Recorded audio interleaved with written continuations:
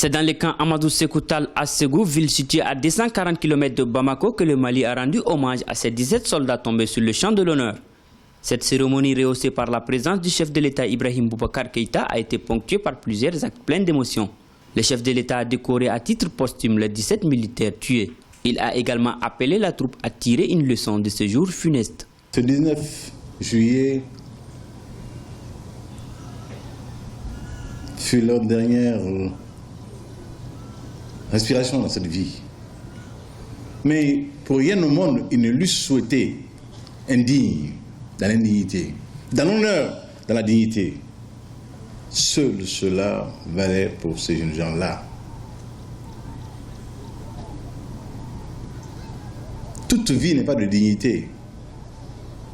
La leur le fut jusqu'à l'ultime heure. Peuple du Mali, puisses-tu éternellement t'en souvenir.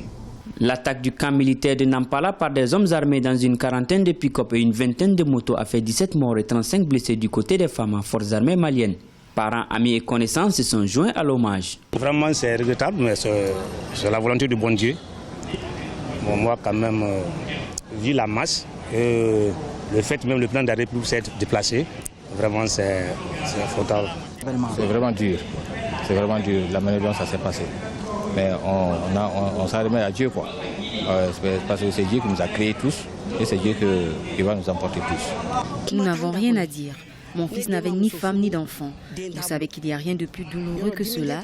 Mais tout ce que je peux, c'est de me remettre à Dieu et l'implorer pour que prenne fin cette tuerie. Le chef de l'État s'est rendu au chevet des blessés à l'hôpital de Ségou. Cette visite, selon lui, l'a remonté le moral après les témoignages des soldats alités. Il a martelé une fois de plus la nécessité de disposer de moyens aériens et de renseignements pour mieux combattre le terrorisme. Nous faisons le serment de cette place